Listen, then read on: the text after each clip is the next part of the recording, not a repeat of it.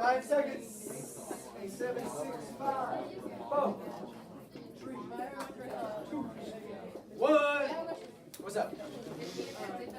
Federalist. All right. Yeah, because he says this is perfect. Remember the rest of the quote? Goes on to say it may not be perfect, but it's easy. Yeah. So I had a really good question that I want to highlight from Rubio.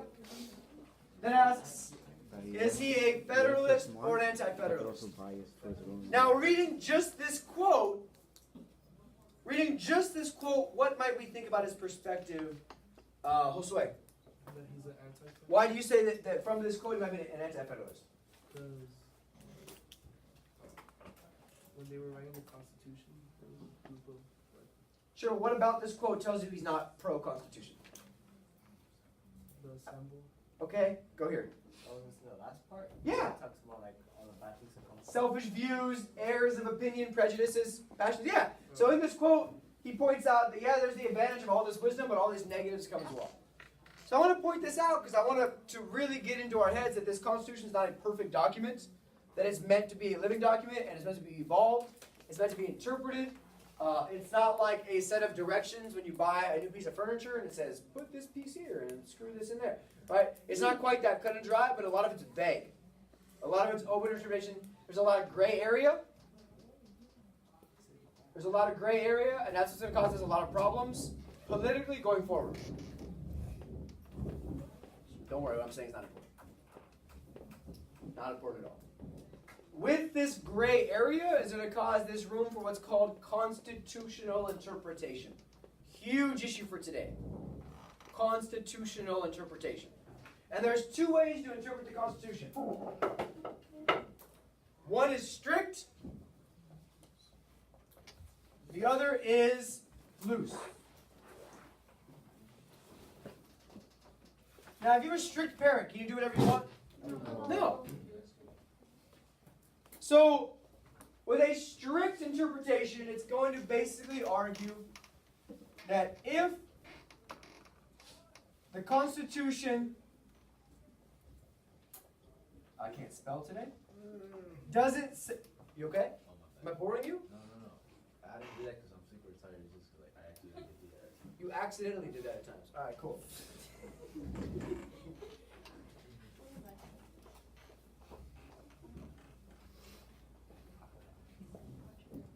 Here it is.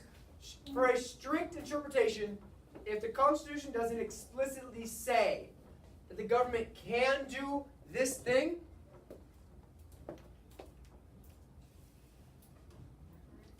then the government can't do that thing. If the Constitution does not say X, the government can't do X.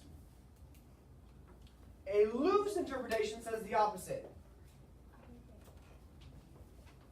If the Constitution doesn't say the government can't, then the government can. You guys see how that's different? So let me say it again and just think it through in your brains for a quick second. If the Constitution doesn't say that the government can explicitly do this thing, government can't do it. Strict interpretation. Strict interpretation means that the government needs permission from the Constitution to do anything. Am I making sense? It'll make more sense as we go, I promise. Loose interpretation takes a much more loose approach that argues that if the Constitution does not say that the government can't do something, it can do that thing. That's where gray area comes. So the government's going to say, for example, create a national bank. Create a bank. And then one side will argue, how can you create a bank? The Constitution doesn't say you can do that. And the other side will say, doesn't say that I can't. Interpretation. Yes, ma'am. Exactly. Because it doesn't say it can't, it doesn't say it can. Oh, you're going to buy this Louisiana territory from France? Who gives you the permission to buy territory? The Constitution doesn't say we can buy territory. It doesn't say that we can't. Yes, sir. So the can is a loose? Yeah, we can do it as loose. You can't do it as strict. Yes. Wait, so is that why many Republicans nowadays are like for gun? Like, That's a whole different conversation. But sure. But because that's explicitly in the Constitution where it says Second Amendment, you have the right to bear arms that can't be taken away. Wait, you could hear that? Bear arms. But then, okay, does it say anything about like illegal? Does it under the Constitution? Illegal what? Illegal arms. No. So then you could have illegal ones. And then they can't take that away from you though, because that's what the Constitution says, right? They're illegal. in Okay. states, they like. Whoa. Did she ask you the question? I didn't realize you were an expert. I'm so sorry. I didn't realize we had a Second Amendment expert in the class. Why don't I just sit down and let you take it from here? No, I'm just trying to explain something. Mr. Banks said. Oh, Mr. Banks told you! Don't bring up formality. For gun. I'll send your ass to Mr. Banks' class down at Burton Tech. You can enjoy learning A-push from your science teacher. Now, don't worry about the specific issues for right now. We'll cover all of that, I promise. It's more so this idea of interpretation. Which side is right? Which side is right? Strict or loose? Doesn't matter. They're both interpreting the Constitution differently, and that's the key here for where we're going to get political parties. Because one side is going to take a very strict interpretation because they want to limit small governments. And the loose side is going to be able to stretch the power of the government by saying, well, it doesn't say we can't do this thing, so we're just going to do it. And that stretches the power of the federal government. That's what the anti-federalists are worried about in the first place. So today we're hitting the nation under Washington, new governments, new institutions, and a brand new party system. Your prompt is here. Can you please read it for Eli? Evaluate the cause of the growth of the first two-party system in American politics. Cool. Why? Why do we have the first two-party system in American politics? We'll talk about it today. There's economic reasons, there's political reasons, there's social reasons. Now, what's our first two opposing groups in American politics called? No. Federalists and anti-federalists. All right. So we're going to start with this conversation. Federalists and anti-federalists. Whigs and Tories are during colonial times. And what are they fighting about? It's a very simple issue. What's their argument? Yeah, ratification of the Constitution.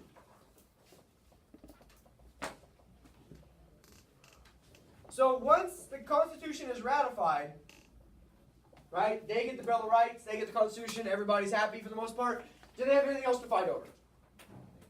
No, so they're going to go away. Because their only big issue, because kids get so caught up on this, that's why I'm explaining it up front, is they're going to continue and they're going to evolve into something else. So I'm just asking you to retire this conversation. These guys are gone. Okay? In a sense, yeah. These are little f federalists. They're not a big F federalist because they're not an official party. Right? They're a faction. They're a group that's fighting for one thing. Cool? So that's our first little group. Next, today we're going to talk about Federalists and Democratic Republicans. And that's going to be more of a staying power, full-scale political party like we have today.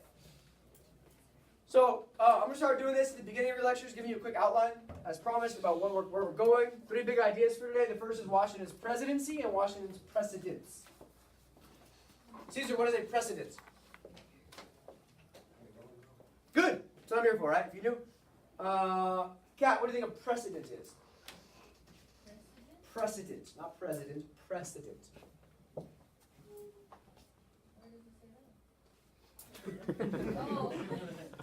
Where I just pointed. What's a precedent? Kind of. I'll say. What's a precedent?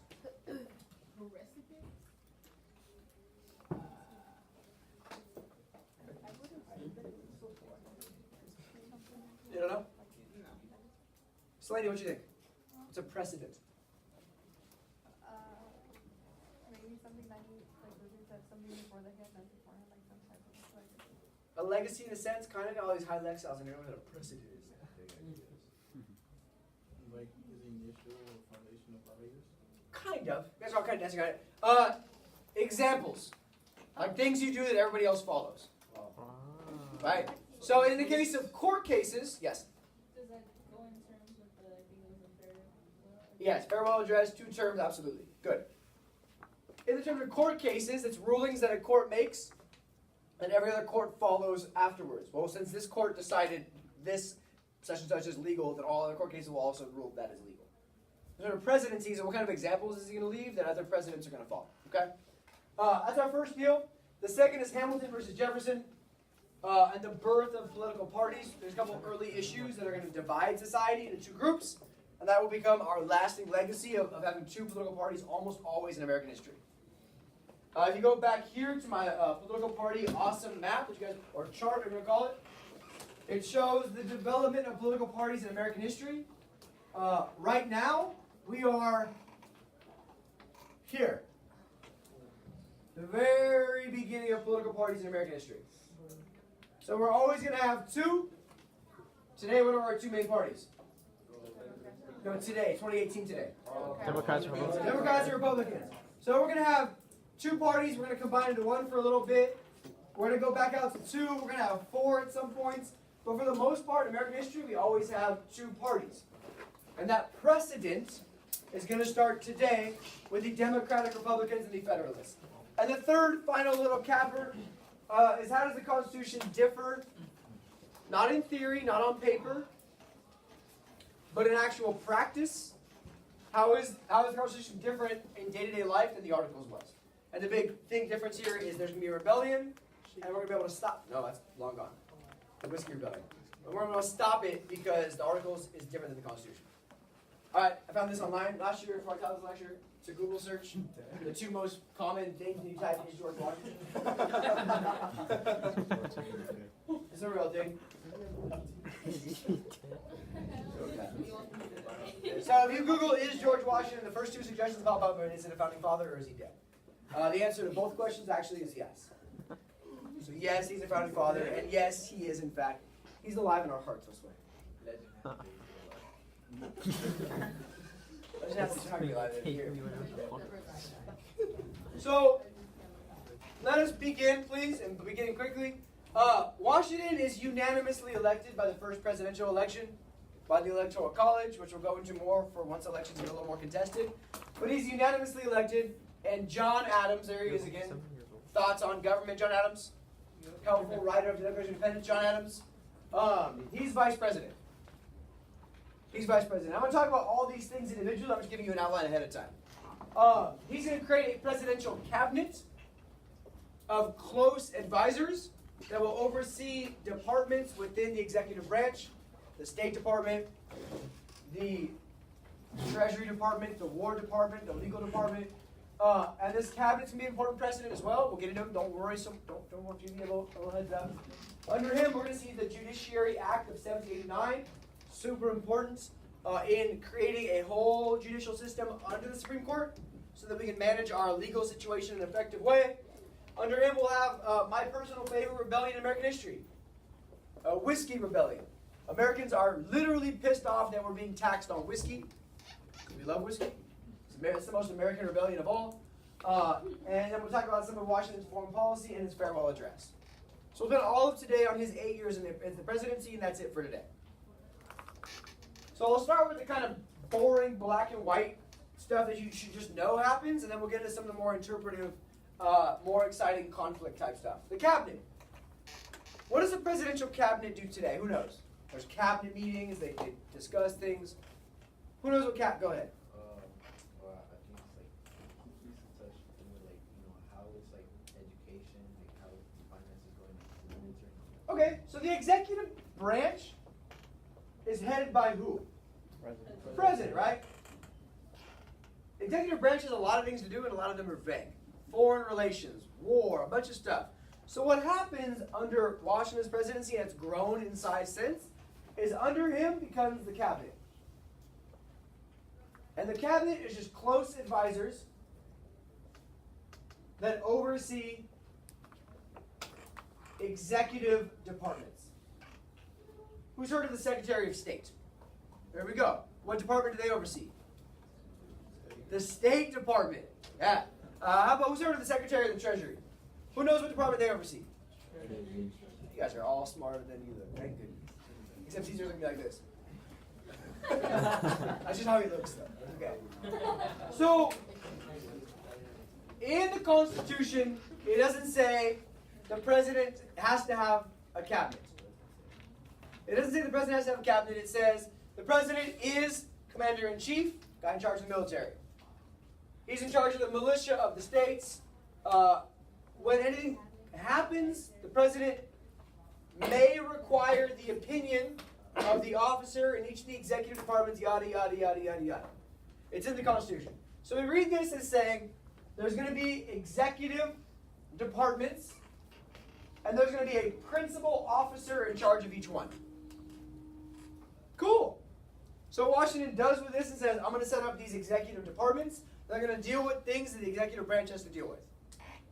The State Department deals with foreign policy. How are we going to interact with other countries? They do that to this day. How are we going to have relationships, treaties, friendships, trade agreements, alliances? All of that comes from the State Department.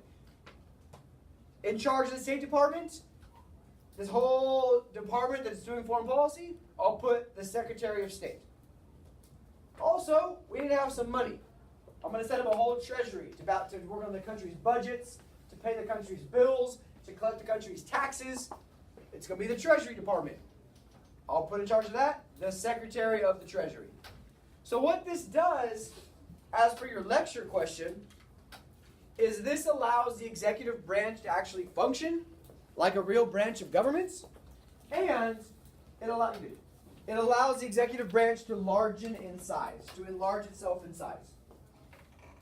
It made the executive branch more efficient, it made the executive branch able to accomplish its duties, and it made the executive branch bigger. Now our early people, you should know from the first cabinet's very small, it's much bigger today, there's way more departments today.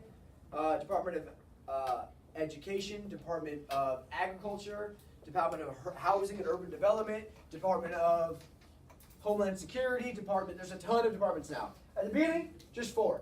Really just 3.5. State Department, we should know, is headed by Thomas Jefferson. The Treasury Department is headed by Alexander Hamilton. Now these two are going to hate each other. Not as much as Burr hates Hamilton, but they're going to hate each other. And then the War Department is headed by this guy who looks like he would get on the back of a horse and break the horse.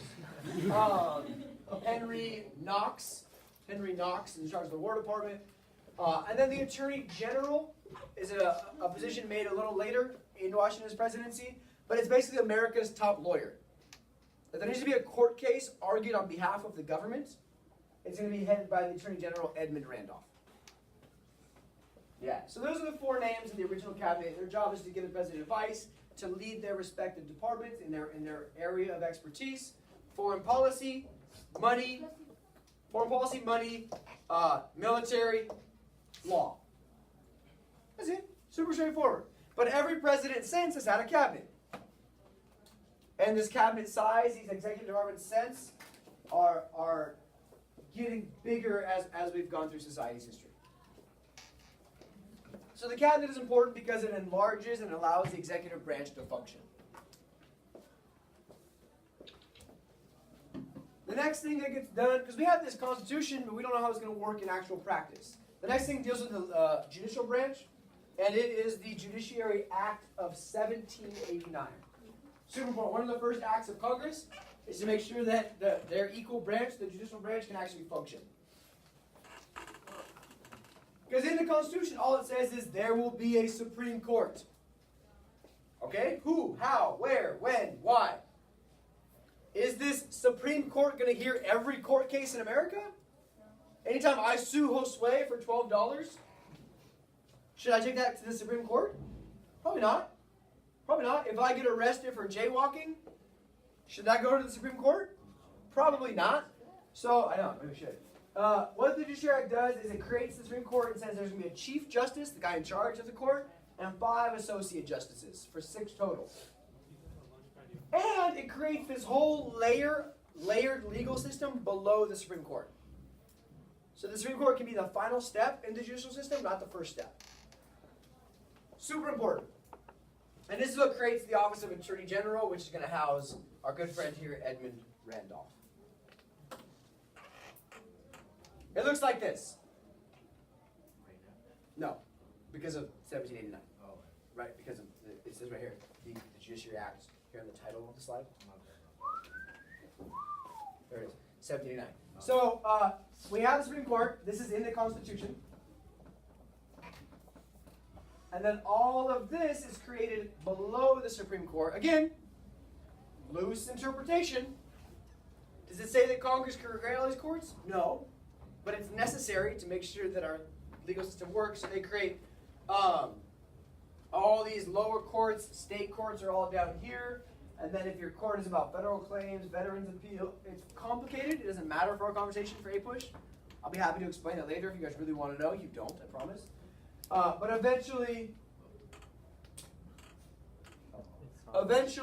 at the end of everything, the Supreme Court is the very final piece. And there's nothing above the Supreme Court. Nothing can overrule the Supreme Court. Okay? So what does this do? What does this do for the judicial branch? It gives organization. What else does it do for the judicial branch?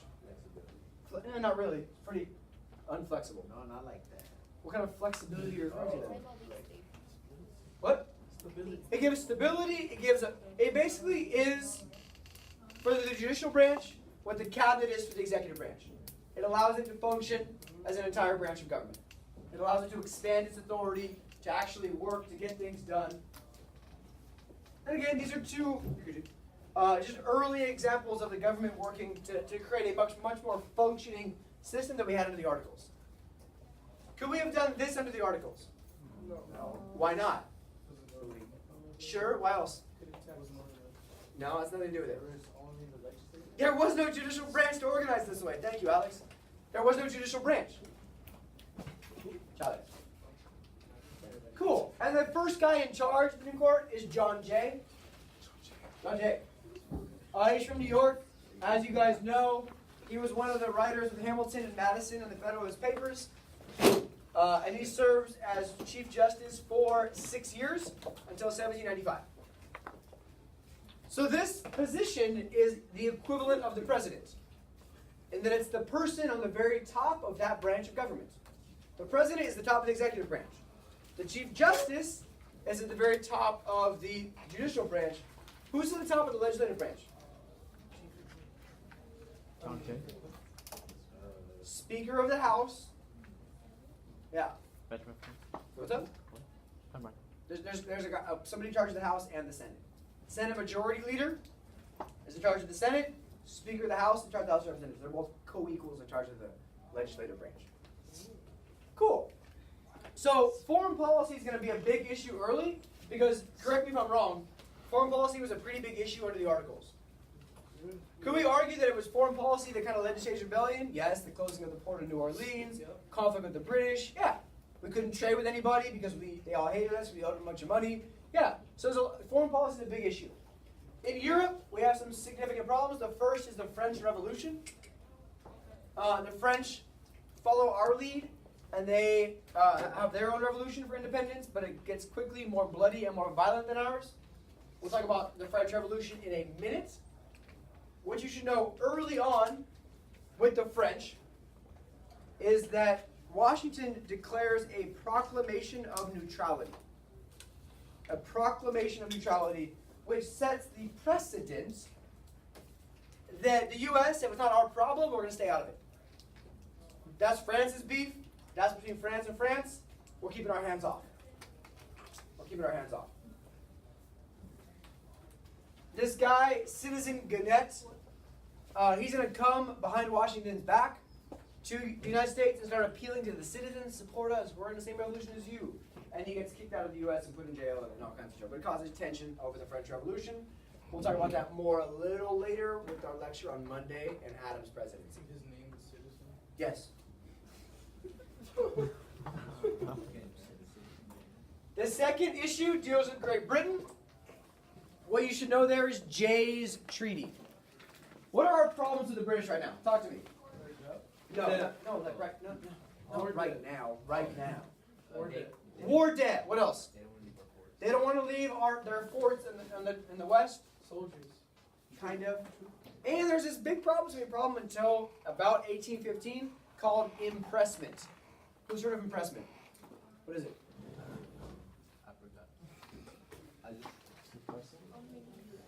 Impressment means the British Navy has been seizing our ships and taking our sailors and putting them in the British Navy. It's almost like our ships are getting pulled over in the ocean. The British Navy is getting on the ship saying, congratulations, you're now all members of the British Navy. Get on our boat. Yeah. What can we do to stop them? Fight them, but didn't we just do that? What can we do to stop them? Not much. Because they have a way more powerful Navy than we do. So there's some problems with the British. What Jay's treaty is going to establish is it's going to establish a huge friendship with Britain, trade-wise. It still continues to this day. It's going to get rid of the British from those forts that we've mad about up here in the square, the Great Lakes region. They're going to promise to leave. They don't leave. But it does not end British impressment of U.S. sailors. It's going to be a very, very unpopular treaty. Very unpopular treaty with the people. But Washington is so eager to avoid conflict that we just agree to it and we move on with our lives. Okay? But Pinckney's treaty is super important. It's our first agreement with Spain.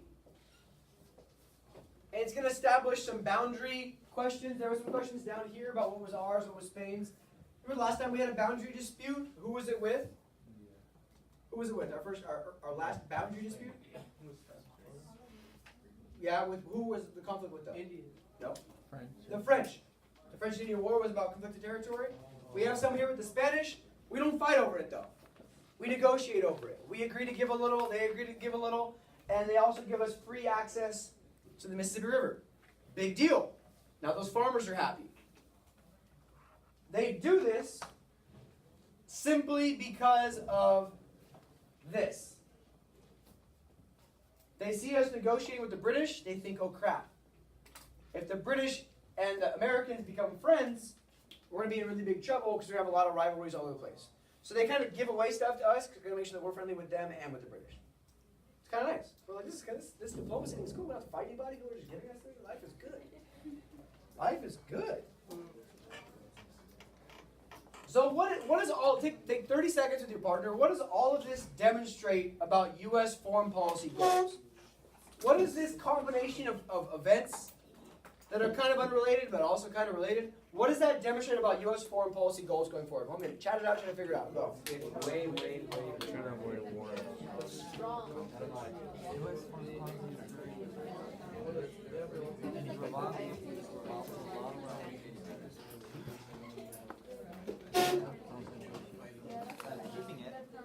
now. And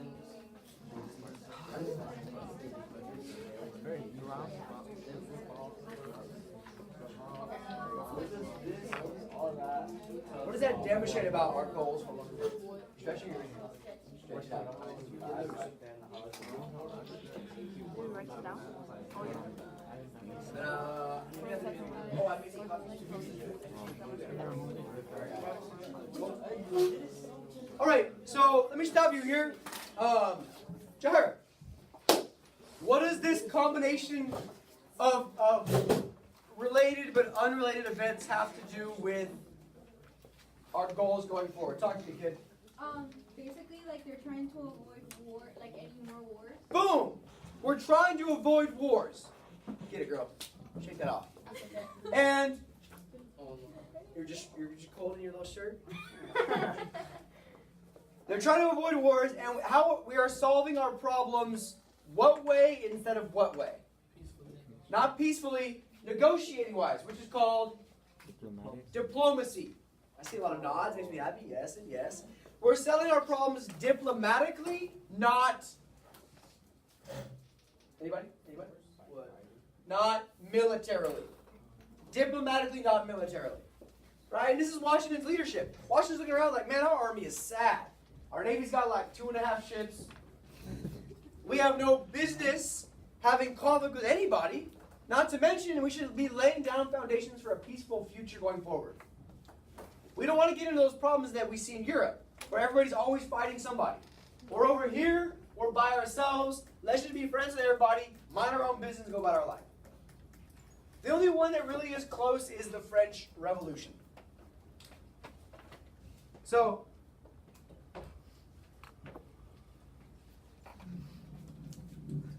I want you to listen to this please. Because this is about the French Revolution. I've never heard it. You will now. Didn't we hear the whole? Just listen. Really? Who cares if you heard it or not? You're all going to hear it now, so sit down and shut up. Really? Oh, God. Huh? Really? Yes. All right. So here we're going to have Hamilton and Jefferson arguing about whether to support the French or not. And I want you to just listen to both people's arguments, because historically this song is very, very accurate.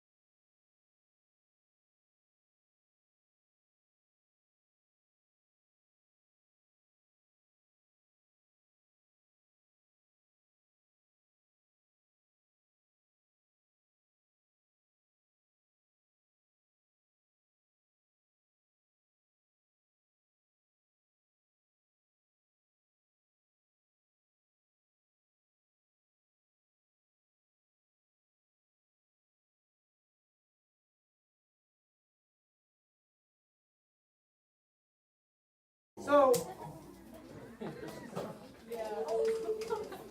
a compelling perspective, though, because we ask ourselves, is it our job to go fight in other people's revolutions just because we had a revolution? And then the line I think that's most compelling to me as a teacher and a student of history is Washington pointing out, like, yeah, we can figure out, we'll support them, we figure out who's leading them. If they have no leader, who are we going to support? And then Jefferson says the people are leading. And Washington says, no, the people are rioting. And this is going to really, really nicely for us, using a Hamilton song, demonstrate a clear divide between people that like liberty and people that like order.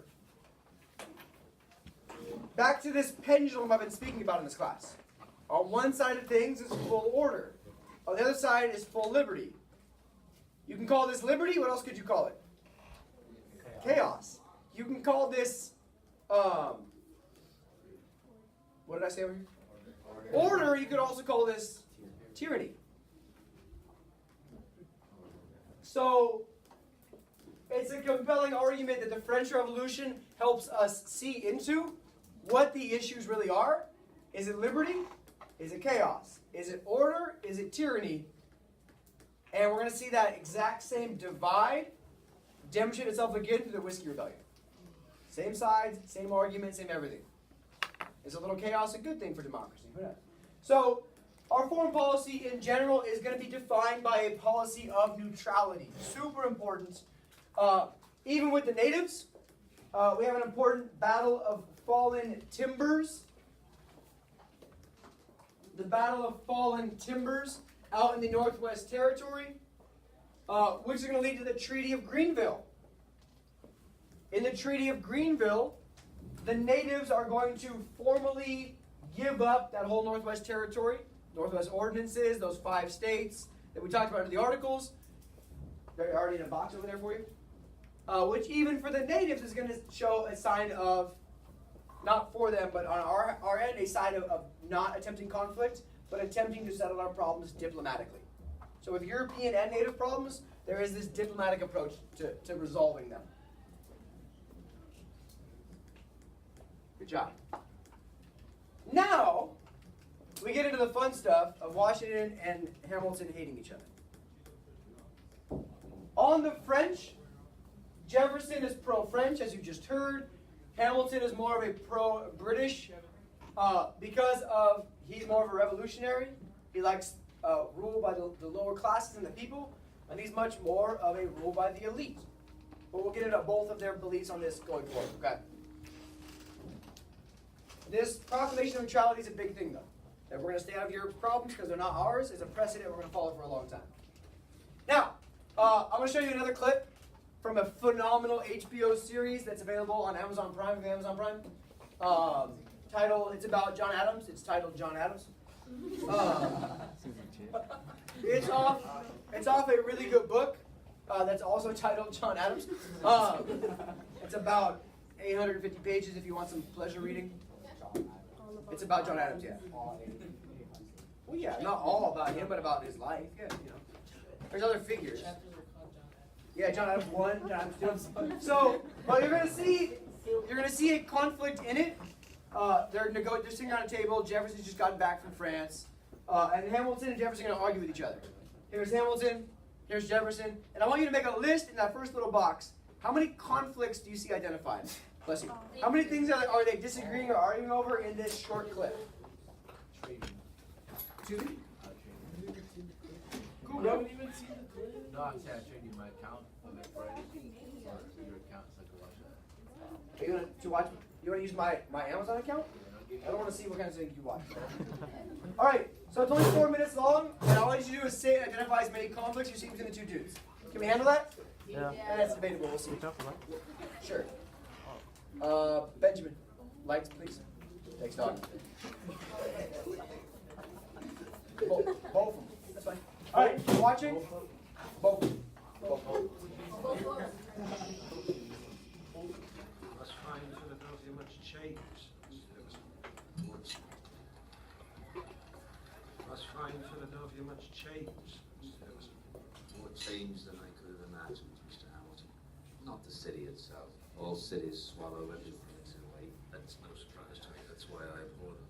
But I've been, as you know, in revolutionary France, where the streets are filled with the songs of liberty and brotherhood and the overthrow of ancient tyrannies of Europe, and to return from there to this, our cradle of revolution, and find the dinner table chatters all of money and banks and authority is a welcome surprise. Unwelcome, perhaps, but necessary. I must admit, Mr. Hamilton, I'm a little uncertain as to the purpose of the Treasury Department. No doubt its function will reveal itself to me in good time. The future prosperity of this nation rests chiefly in trade. Trade depends, among other things, on the willingness of other nations to lend us money. And how would you propose to establish international credit? First couple of comments. What have we seen? What do they disagree with over right from the jump? Before that, the French Revolution. He's like, I just came back from France, where the songs are filled with the spirit of freedom, and I come back here, all we're talking about is money. And then we see the Treasury Department, right? Jefferson the dick. He's like, I'm not really sure. He's basically, I don't know what the hell you do. You're in charge of the Treasury Department. What the hell's the Treasury Department? I'll back it up a couple seconds. Yeah.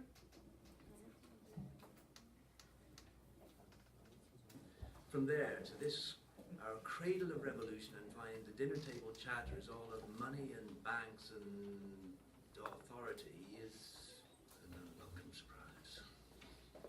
Unwelcome, perhaps, but necessary. I must admit, Mr. Hamilton, I'm a little uncertain as to the purpose of the Treasury Department. No doubt its function will reveal itself to me in good time. The future prosperity of this nation rests chiefly in trade. Trade depends, among other things, on the willingness of other nations to lend us money. And how would you propose to establish international credit? Our first step would be to incur a national debt. The greater the debt, the greater the credit. And to that end, I have recommended to the President that Congress adopt all the debts incurred by the individual states during the war through a national bank. The idea being that if the states owe Congress money, then other nations will feel more inclined to lend it to us. If the states are indebted to a central authority, it increases the power of the central government. Yeah, but exactly. The greater the government's responsibility, the greater its authority. The moneyed interest in this country is all in the north, so the wealth and power would inevitably be concentrated there in the federal government, to the expense of the south. If that is the case, it is unavoidable if the Union is to be preserved.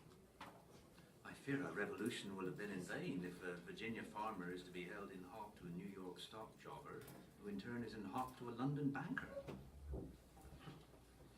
The opportunities for avarice and corruption would certainly prove irresistible. Well, there you have it, as I have heard said. If men were angels, then no government would be necessary. Sadly, that is very well said. But there can be no question, our nation cannot bind together without powerful central government. But we must also accommodate the needs of our constituent states. So ugly. Where's John Adams? Both north and south. Now, the power of one must check and balance the other. To that end, we must dedicate all of our energies and our care.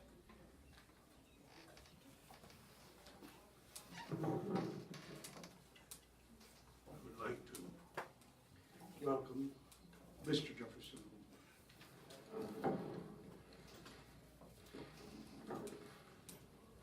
Mr. Secretary of State. Here. Mr. President, gentlemen.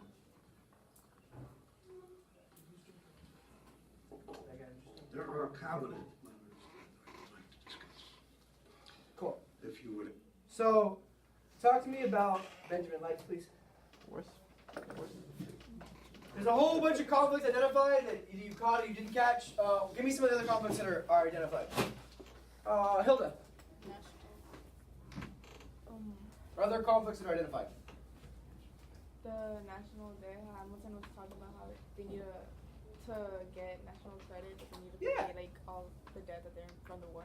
Cool. So that Hamilton wants to take all the debt the states owe and pay it for them. To increase our credit, to increase the other countries trusting us, but to also show the states that they are inferior to the national government because they pay their debts for them. The size of the national government, state power, state sovereignty, absolutely. Especially listen to Hamilton. Bro, it's a great series. It's called John Adams. Yeah. Who's it about?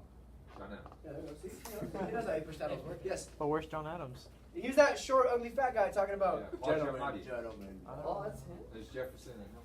Yeah.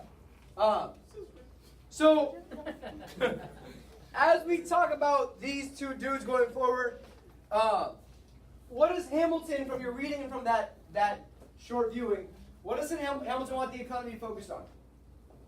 Talk to me, please, Santos. International credit? It kind of credit, international trade. What is it? It's right here. What should be the focus of the American economy? Oh, yeah. Hamilton is a big fan of banking, manufacturing, industry, finance. Moving us out of a mercantilist type system into more of a manufacturing economy. To be self-sufficient, independent. Jefferson is more about farmers, an agrarian society. Agrarian. He's all about the yeoman. I already told you about this class earlier. The yeoman farmers, an agrarian society that needs no national government, no banking, no finance. Every individual is self-sufficient. Why? Because Jefferson's living in the past, Hamilton's living in the future. 100%. Hamilton's more about manufacturing and urban life. Jefferson's more about rural life and farming. In theory, they're both arguing on behalf of self-sufficiency from a different perspective. If you look at it, Hamilton gets a lot of trouble for what he's saying now, but he ends up being right in the long scope of history. Hamilton's looking forward, Jefferson's looking in the past. The Constitution. Hamilton is in favor of a loose interpretation. And a super important term, part of the Constitution that I will be talking about a lot going forward. You can put it in Hamilton's box as well. It's called the Necessary and Proper Clause. The Necessary and Proper Clause. And that's what's going to give us this loose interpretation. I'll tell you how it all works in a second. Don't worry, don't panic, Slate. This is my job. Now, in the Constitution, there is a clause, a piece, a bit that says, Congress shall have all powers, necessary. What does necessary mean? Need, required, needed, necessary and proper, appropriate. Any needed and appropriate power they want, if it's necessary for the functioning of the government. Let me say it to you without stopping this time. Congress shall have all powers necessary and proper as needed for the proper functioning of the government. So what can Congress do? Anything they need to. 2 for 2 today. I love it. Does that make for a weak or a strong government? A strong government. This clause is also called the elastic clause. What does elastic do? It stretches. So that's all called the stretchy. Yeah, squishy. It's the elastic clause because it allows the government to stretch as it needs. Super important clause. Think about it this way. If you wear your elastic, if you're going to go to a buffet, what kind of pants are you going to wear? Jeans. You wear jeans? Right? If you're going to go to the buffet, what kind of pants do you want to wear? Leggings. Yeah, I'm picturing Josue in some jeggings. Why? Why Josue? Or sweats. Why sweats? Because they stretch. As you go back for your 5th order of nachos, you still got room. Own it out. We're good to go. If you go with some really tight skinny jeans, those don't stretch. Did I ask you if you were in skinny jeans? Do I give here? You don't wear jeans? Seriously, give somebody a call. Who cares? Because he is not or she is not in this room. Right? Right? When your legs are the size of toothpicks. Skinny jeans don't exist. Yeah, give a phone so when you think of somebody who cares, you can give a call. So, this elastic clause is what we use to loosely interpret. The elastic clause says we can do anything necessary and proper. That's what I'm saying. It doesn't say we can't. We'll do it. It allows the federal government to be more flexible, to stretch. Jefferson doesn't like the Constitution because he's more of an anti-federalist, but he jumps on board because of the Bill of Rights. And he says now that we have this Constitution, it's there, it's on paper, we're going to interpret it very strictly. Meaning, if the Constitution doesn't say that the government can do it, we're not going to do it.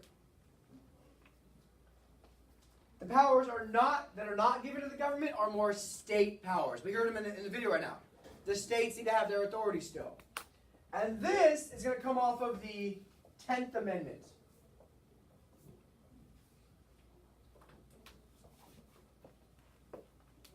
The 10th Amendment, which says, and listen to me please, because it's going to go in direct contrast to the necessary and proper clause, all powers not given to the federal government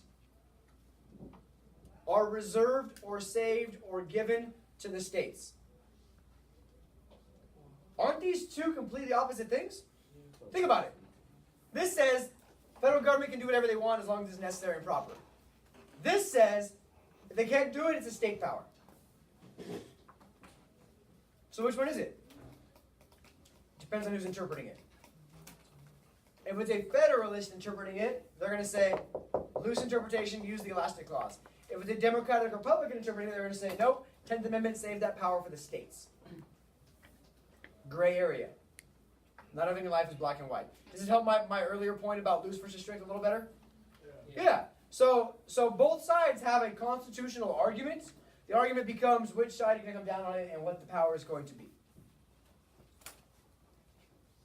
Cool. Good job, guys. I know it's a little bit legal and confusing. I'm trying to make it as relevant and applicable as we can. And they're going to form two conflicting parties, Hamilton and Jefferson. He's going to form the Federalists that believes in strong national government, expanding national government, loose interpretation. Whereas Jefferson's going to found the Jeffersonian Republicans that become known as the Democratic Republicans. A small national government, more state rights, more state authority, less national government. So in a sense, this is kind of the Federalist, anti-Federalist idea.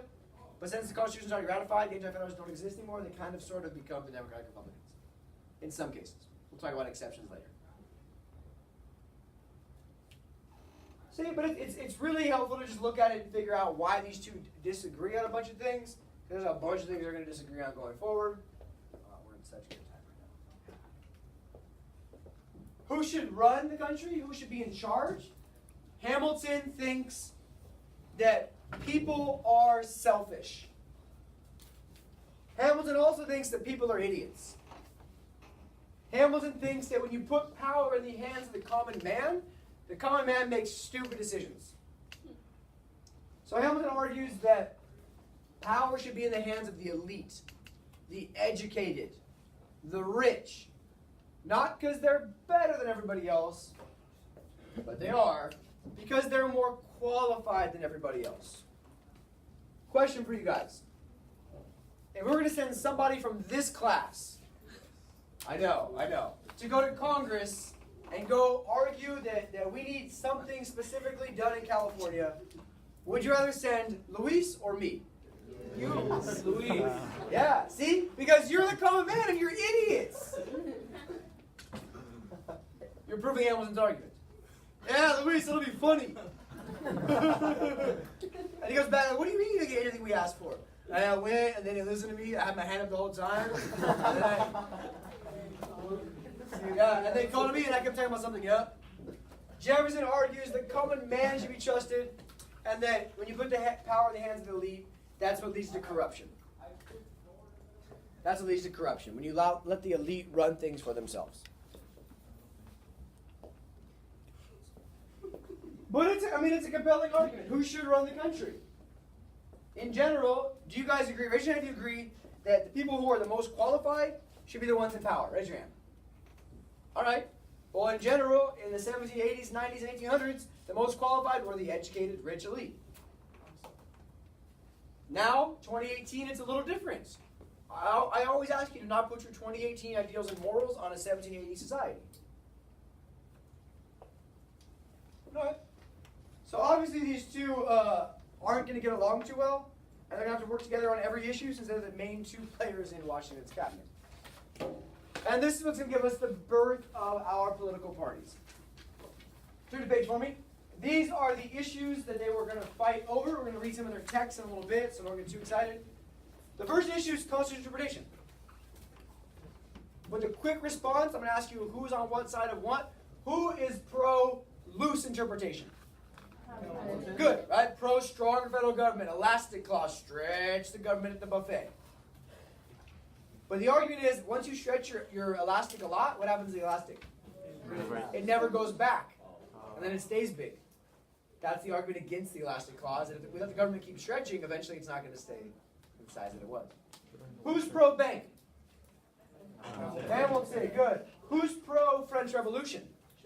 Jefferson, good. Who's pro taxes? Good.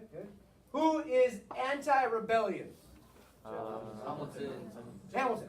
Jefferson's pro-rebellion, pro overthrowing the government. Keep in mind, Jefferson's also the author of what?